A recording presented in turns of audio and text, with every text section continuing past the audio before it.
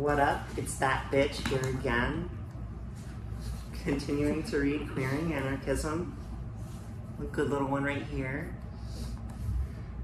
The next essay in the book is Gender Sabotage by Stacy, aka Sally Darity. I really appreciate your name choice, Stacy. I don't think it hit me when I originally read the book. It opens with a quote from Voltaire de Cleyre. "Look how your children grow up, taught from their earliest infancy to curb their love natures, restrained at every turn. Little girls must not be tomboyish, must not go barefoot, must not climb trees, must not learn to swim. Little boys are laughed at as effeminate, silly girl boys if they want to make patchwork or play with a doll. Then when they grow up, quote, oh, men don't care for home or children as women do, unquote. Why should they, when the deliberate effort of your life has been to crush that nature out of them? Quote, women can't be rough, can't rough it like men. Train any animal or any plant as you train your girls and won't be able to rough it either. Now will somebody tell me why either sex should hold a corner on athletic sports? Why any child should not have free use of its limbs? These are the effects of your purity standard, your marriage law. This is your work. Look at it." From Sex Slavery, written in 1890. It follows with a second quote from Leslie Feinberg's Transliberation. "What makes me transgendered is that my birth sex, which is female, appears to be in social contradiction to my gender expression, which is read as masculine.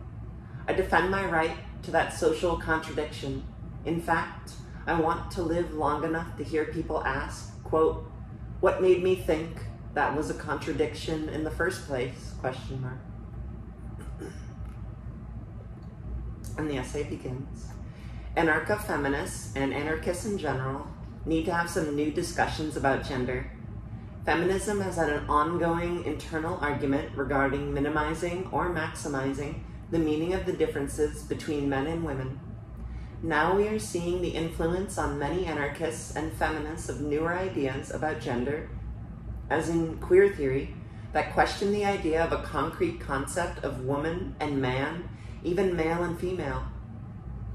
Yet some radical or anarchist feminists and lesbians remain stubborn about questioning the usefulness of a category called women.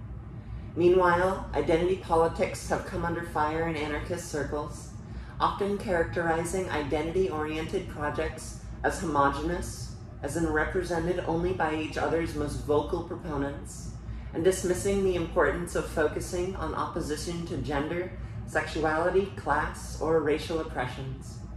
Yet that which is called identity politics often does involve essentialism, the idea that there are essential differences between two groups. In the case of feminism, those who most often get to speak for the movement are white with class privilege and regularly marginalize the experiences of women of color and poor women, and exclude transgender or transsexual people when they organize around a universal concept of women. The standard radical feminist characterization of the way gender oppression or patriarchy works legitimizes women's exercise of domination through capitalism or white supremacy, etc., and makes men's domination seem natural and inevitable. The criticism of identity politics is that it hardens identities.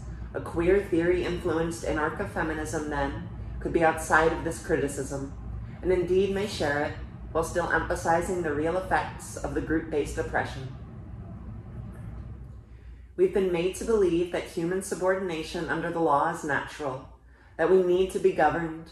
The legitimacy of imposed government is also emphasized through the seemingly natural differences between people. The differences between people have been made significant so as to promote divisions based on domination and subordination. In doing so, these differences must become clear-cut. A border must be drawn between the two, creating a dichotomy so there is no confusion about who is where in the hierarchy. This takes time, centuries even, to really harden our perception of human nature. It takes laws, but worse, it takes discipline, primarily in the form of terror and violence, to pound a sense of hierarchy into us. Despite the possibility that the state and capitalism may be able to function without these imposed borders, the borders must still be destroyed. To achieve liberation, we must reject the binary gender system, which divides us into two mutually exclusive categories. This gender system not only oppresses in the form of a hierarchy of categories, but also in terms of gender expression, holding up masculinity as superior and policing each person into their gender box. The significance of gender/sex differences must be exposed as a political construct, one which has been used to form a cross-class alliance among men and to make heterosexuality and women's roles in exploitation in and outside of the home and family to seem natural. In effect, we are imprisoned by a gender binary though a sort of freedom may be accessible to some, and if we don't behave appropriately, there are plenty of prison guards to attempt to put us in our place. Clearly, those who do not fit these gender boxes are seen as a threat and are disciplined through threats or acts of discrimination, verbal abuse, harassment, and/or violence. I argue not that gender transgression or deviance is in itself revolutionary, but that we must transcend or destroy the gender-based power relations as part of a sort of decolonizing. It is crucial that feminists not reinforce these gender boxes, but also that anarchists not minimize our need to pull these issues from the margins. The existence of these identities created by power relations should not be denied, but instead should be examined and opposed in the context of power. Whereas sex is usually defined by biological differences, gender has been used to describe the prescribed social differences between female and male, defining us as feminine or masculine, traits we can generally agree are not universal throughout time or place. One point of contention among some feminists and gender transgressors, not that the two are mutually exclusive, is the definition of gender. I agree with others like Kate Bornstein that gender may refer to different concepts, gender roles, gender identity, etc. For lack of a better term, here I will use the term gender stratum to refer to the hierarchical binary categories of gender. I argue that what is called gender identity is a different aspect of gender, which is separate from, but related to gender stratum. Gender identity, which I will call gender inclination, since identity is problematic here, would have different meaning without gender stratum, but should not be confused as meaning the same thing, despite the fact that the two are conflated by many feminists.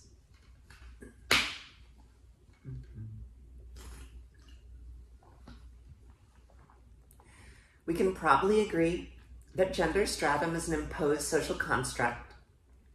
We could take it further by questioning whether our concepts of the biological differences between female and male existed before hierarchy, and whether they at least have the same significance before Western culture interpreted the differences we understand today.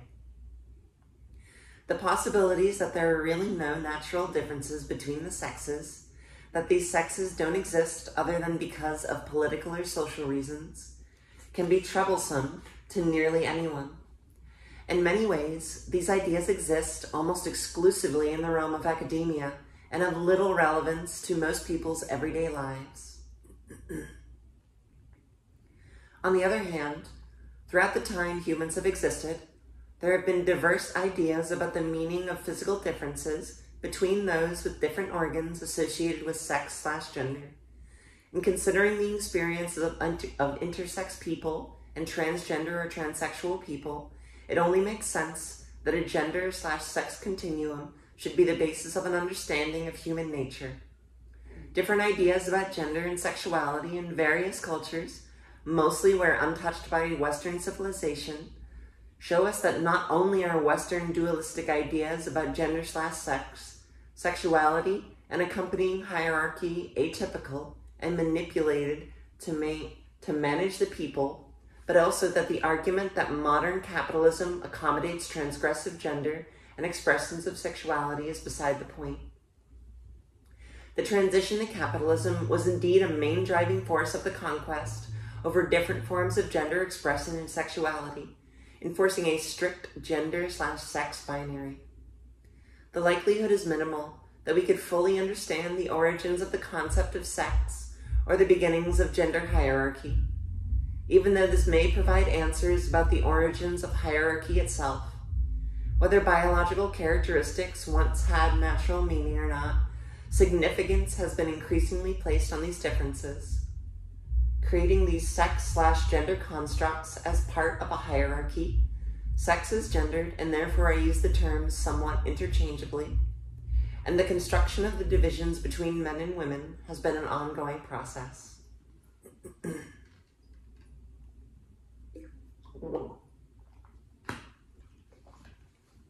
Women as different species. Quote, certainly we can say that the language of the witch hunt produced the woman as a different species. It's from Silvia Federici. To understand the construction of a gender binary and hierarchy, we primarily look at Europe because the ways in which, through colonization and imperialism, Europe violently exported its ideas throughout the world. Before the witch hunts, European peasant women, having a decent amount of social power despite sexual division of labor and Christian-promoted misogyny, were heavily involved in revolts against feudalism and later capitalism. It is no coincidence, as Silvia Federici describes in her book, Caliban and the Witch, that the witch hunts, which involved the torture and murder of hundreds of thousands of women, mostly in the 16th and 17th century, occurred in conjunction with the transition to capitalism and the colonization of the Americas. Federici also explains how, over the course of a few centuries, women's exploitation through their unpaid labor in the home, termed reproduction, which includes procreation but is not limited to it, as well as slave labor in the Americas, had to be constructed as natural in the setting in which it was in the interest of capitalism to be viewed as voluntary and contractual. By justifying their exploitation, the dehumanization of unpaid laborers, women, allowed capitalism to hide/legitimize the reality that people didn't have a choice in the matter. The witch hunts were not only counterinsurgency measures. Accusations of witchcraft and prostitution were often made to punish theft and attacks, real or invented, on property, which increased at this time due to land privatization and the exclusion of women from receiving wages. Especially important was capitalism's new demand for workers, partly due to a population crisis, leading to the construction of monogamous heterosexual marriage as natural through the forced dependence of women on men and criminalization of sexual acts that were not for the purpose of reproduction. Peasant women increasingly began to get punished for crimes such as abortion and contraception, and, in the case of witches, also for allegedly causing infertility and impotence in men. In addition to castration and killing children, queer peasants were disciplined by means of terror in Europe in particular. This is where the term faggot, meaning kindling, came from. But also during colonization of the Americas, as homosexuals and two-spirit people were killed, and the continuation of these identities/practices were reverted or first underground. Federici stresses that while some peasant men participated and even encouraged these actions against women, and while the church played a strong role, the greater part of the campaign of terror against women would not have been possible without the role and interest of the state. The ruling class's interest in promoting the differences between the sexes is clear, and they accomplished this task by punishing certain behaviors and using terror to discipline women. Early on, European women were defined as unruly, mentally weak, and in need of being controlled. The witch hunt served to reinforce this, but at the same time, to discipline women into a new nature, that of the docile, moral, and motherly, yet still in need of being controlled. It is worth noting that while capitalism played a strong role in shaping what became understood as the nature of women, there are obvious examples of how those in power in any economic circumstances, not just capitalism, seek to justify their rule by different means, often by controlling sexuality and enforcing gender norms. So while the concept of women and men as two different groups existed prior to the witch hunts, there was now a new significance on the difference between the two functioning as a clear binary.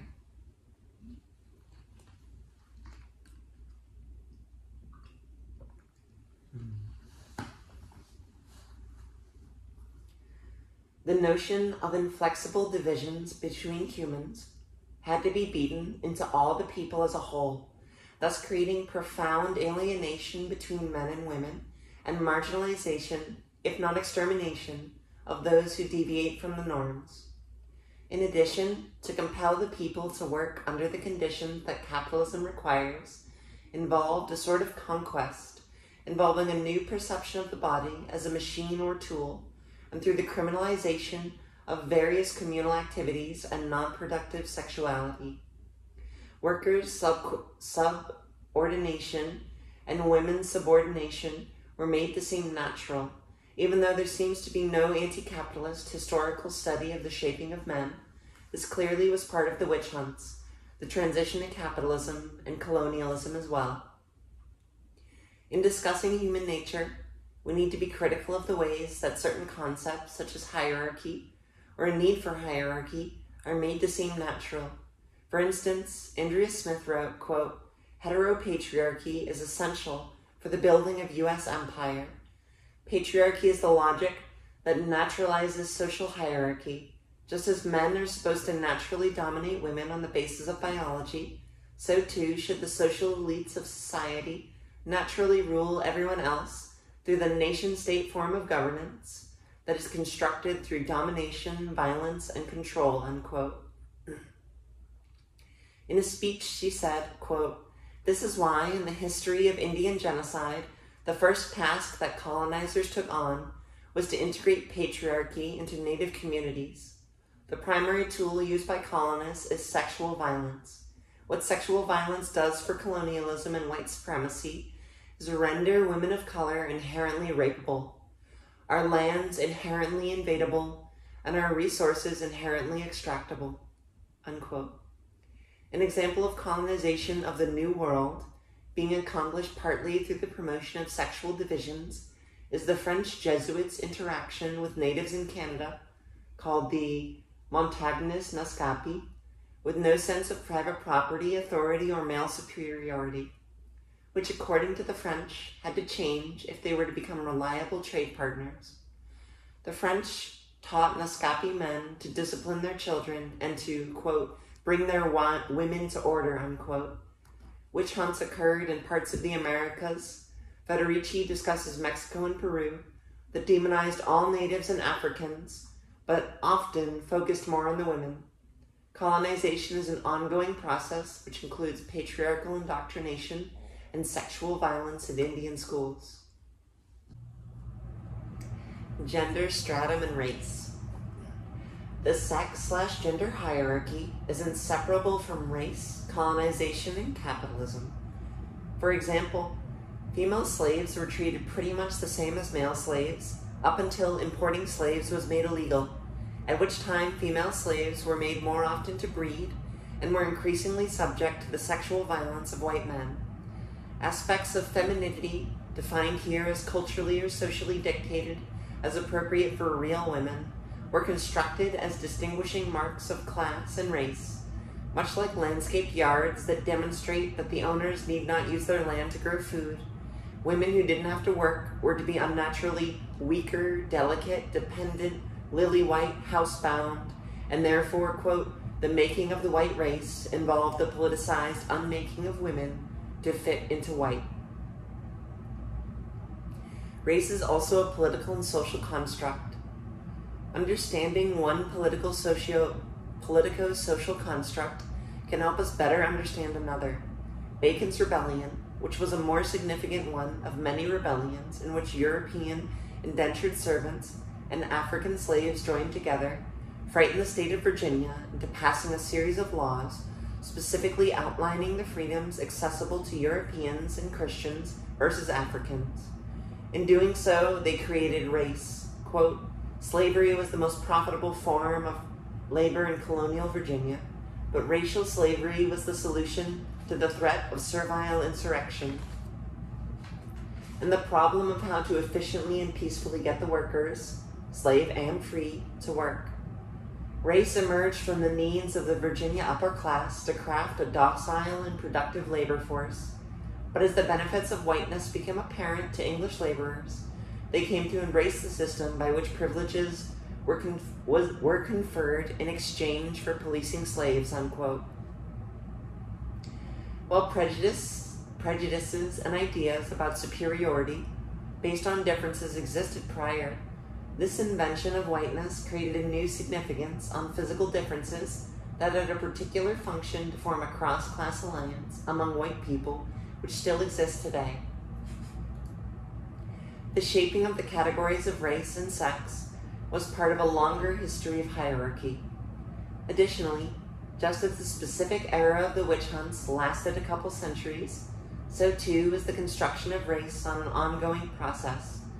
Like in the example of the Irish not being included into whiteness until later, also, after the Civil War, lynching was a prominent way to terrorize, to discipline, black people into submission. Quote, before lynching could be consolidated as a popularly accepted institution, however, its savagery and its horrors had to be convincingly justified.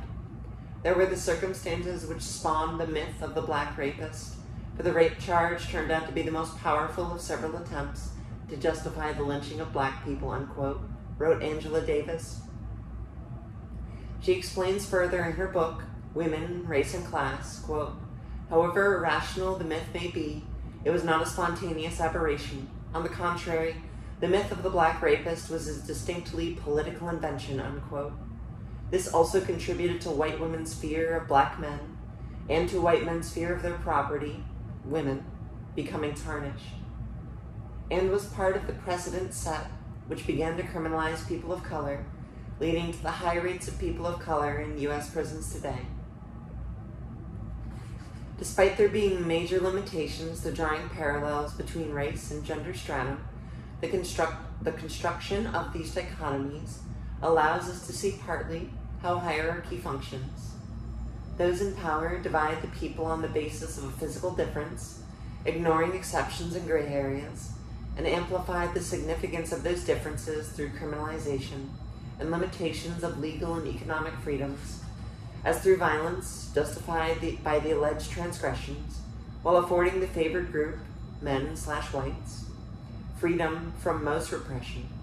This process functions to make natural the divisions and hierarchical positions of those it involves. A cross-class alliance, rewarded with privileges, undermines anti-authoritarian resistance and class solidarity. In the case of women, I should point out that male privilege includes man's ability to dominate the women in his family, which can be seen as more personal while being in effect political. That's a good insight about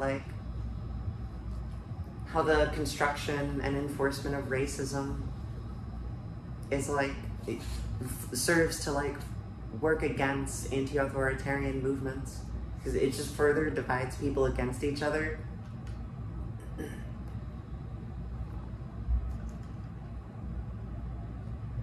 Gender liberation for everyone. The naming of political advantages or wages of whiteness or maleness as privileges is a problem.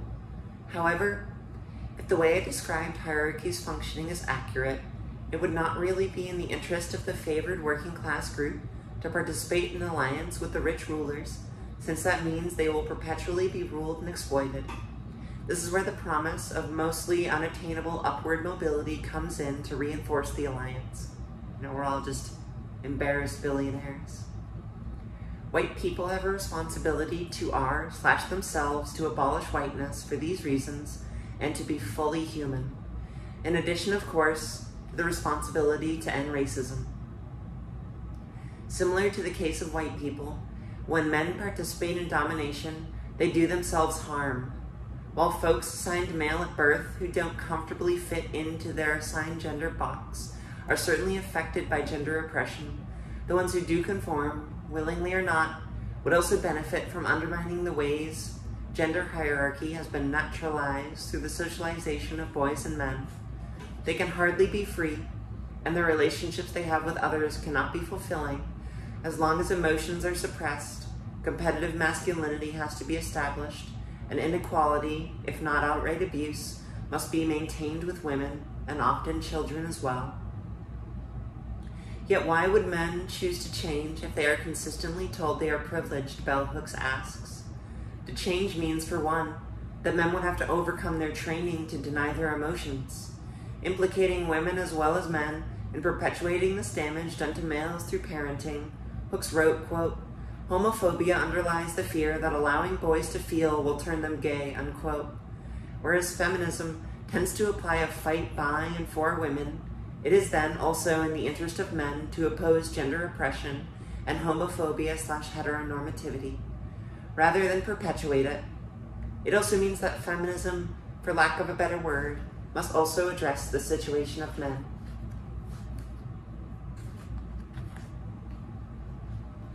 While it is clear that men largely benefit from this system, while women do not, it clearly functions by enforcing this gender border, along with the concepts of man and woman. We must not, then, continue to reinforce these false concepts as binary, essential, stable, and universal categories.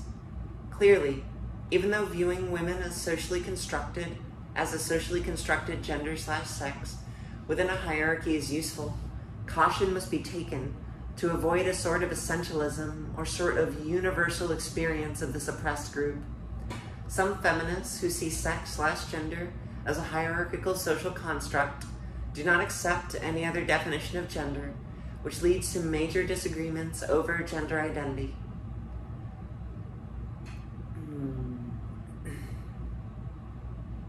Some might argue that a realization of gender fluidity, rather than a dichotomy, would perhaps accomplish the task of undermining the political construction of gender/sex categories for the purpose of domination.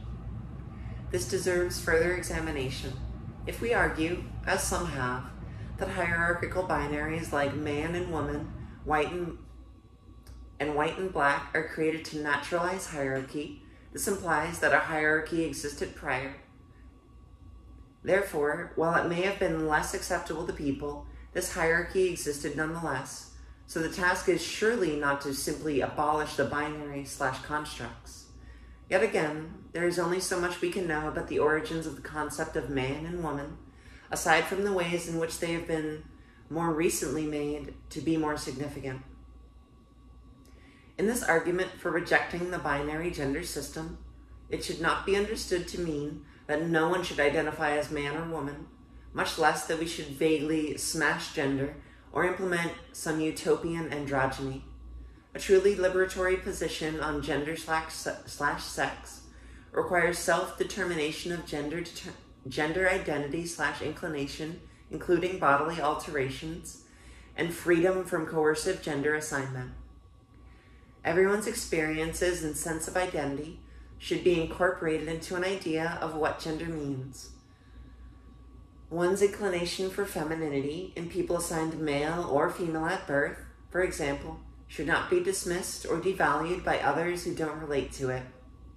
Additionally, most trans people face genders if they diverge much from the standard ideas of femininity and masculinity, and therefore have to pass by conforming in order to survive, by maintaining safety and employment.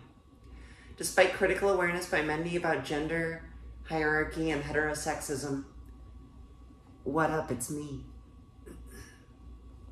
That said, we need to dismantle gender strata to separate the power dynamics attached to gender, in that masculinity often means domination and femininity subordination. Since men are taught to be dominating, that this is equated with masculinity, quote, being a real man, unquote, we need to make a particular point to change this. Men are denied their emotions, and as Bell Hooks writes, quote, patriarchy both creates the rage in boys and then contains it for later use, making it a resource to exploit later on as boys become men. As a natural product, this rage can be garnered to further imperialism, hatred, and oppression of women and men globally, unquote. At the very least, it teaches men in general to be apathetic about the plight of others because it is instilled in men that their nature requires them to be dominating. We must extract the domination imperative from what it means to be a man. Hooks distinguishes patriarchal masculinity from masculinity, and this deserves further consideration.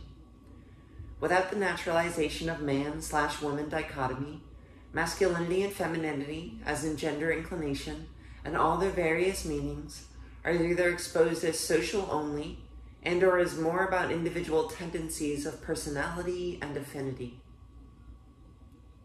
It is this domination that should be opposed, no matter who is doing it or in what form. No one ought to identify domination as part of who they are, nor should women excuse their own or other women's participation in domination just because they believe they cannot be oppressors. This applies to male privilege, hetero privilege, class privilege, white privilege, etc. In addition to hierarchies perhaps inadvertently created by those judging others as not revolutionary, queer, or gender non-conforming enough. In the past, there was an expectation that the radical lesbian movement, and before that, women's suffrage, would strongly threaten the dominant order. In fact, it has been viewed as a threat, but as we see, it has been defeated, recuperated, or co-opted under the larger system of domination. If much of radical feminism/lesbianism was really the only real threat to the system, then it serves the dominant order to marginalize the particularly militant tendencies and or those of women of color, or divert the movements to re-embrace essentialism, which reinforces the order of things.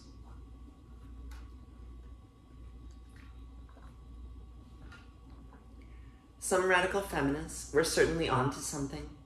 According to Celestine Ware, a black woman activist in 1970, who is quoted by Bell Hooks' feminist theory from margin to center, quote, "Radical feminism postulates that the domination of one human being by another is the basic evil in society. Dominance in human relationships is the target of their opposition."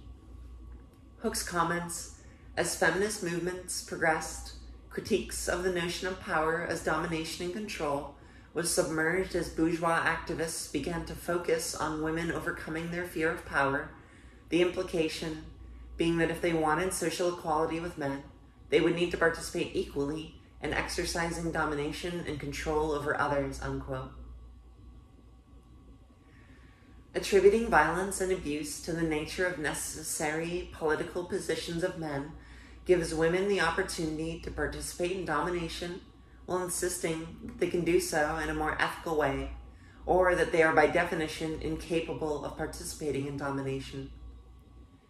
In addition, this attitude makes male violence seem inevitable and allows us to avoid critical thinking about systemic or institutional oppressions, such as the likelihood that capitalism and the state promote rape. If rape is natural to men, then the survivors, mostly women, can rationalize that their only recourse is through the state. Yet prisons and police are not the solution to this problem.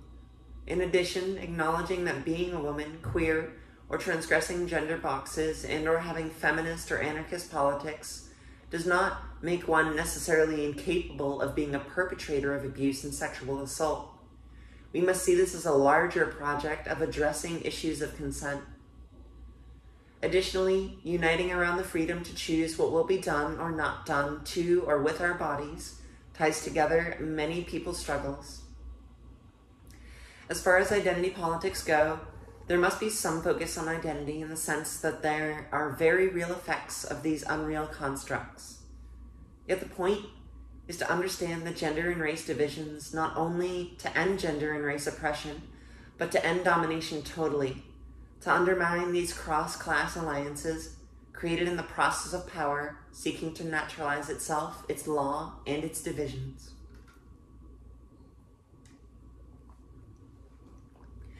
Certainly capitalism with the state made the divisions between genders and races politically significant in a way that they never had been before. This shows that much of the racism and sexism that has existed in the last few centuries is not innate, not organic, not grassroots, but rather manufactured. Part of this struggle will be in exposing the ways in which our beliefs have been shaped in the interests of power. That many of the things we consider to be natural are in fact not just man-made, but state-made.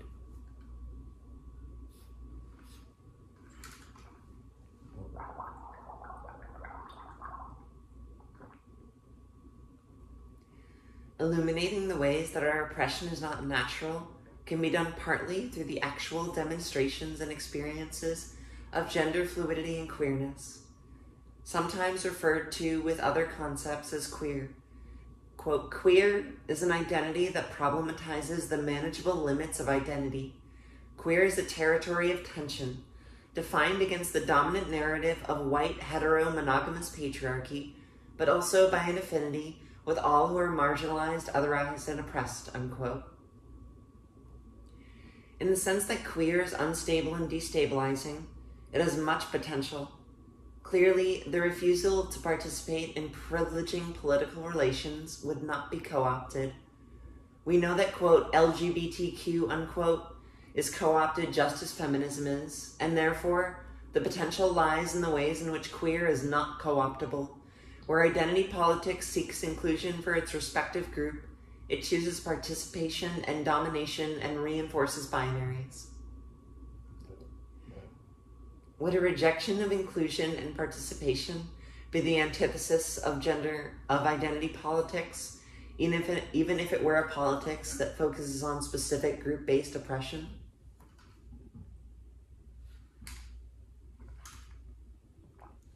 Gender transgression alone may or may not succeed at destroying the gender hierarchy.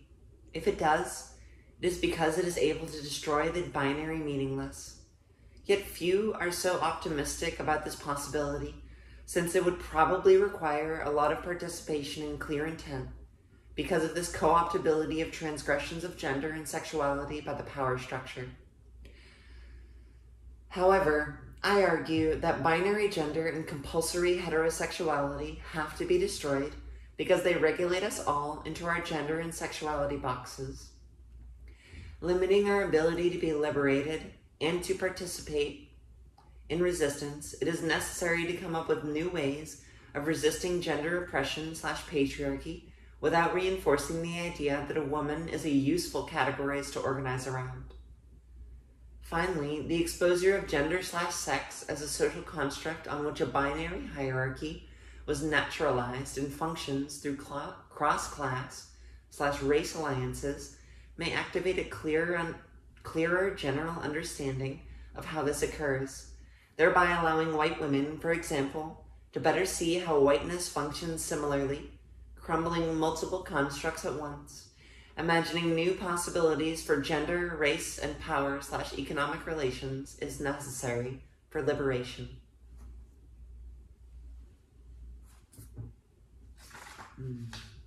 There are so many fucking footnotes in this, holy shit. Like, there are 6 pages of footnotes. What the fuck? I appreciate it. There's 44 citations.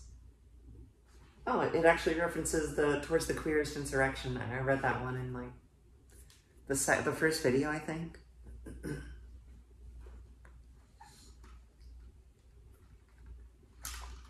That was good. I like that one. I feel like my voice is definitely more tired from the fucking air at Pride. It poisoned me. The homosexuality got in my lungs and now it hurts. That was I feel like my little brother would really appreciate that. I feel like he suffers a lot from like the ways in which patriarchy oppresses men. He works in like an ICU, so it's a lot of people like literally dying. And when you're dealing with family, he tells me how a lot of like men in the family, no one checks in with them emotionally. When someone close to them is dying, they'll check in with the women in the room, but they won't check in with like the dad or the brother. And that's fucked up, man. That's fucked. Like, seeing someone you love die or, like, be near death is gonna fuck you up no matter, like, what society told you. That's gonna hurt. and being reinforced that like you shouldn't have feelings or they shouldn't be validated or seen or legitimized, that causes real harm to people. And I see that, like, I see that anger in people I know. It was a good essay.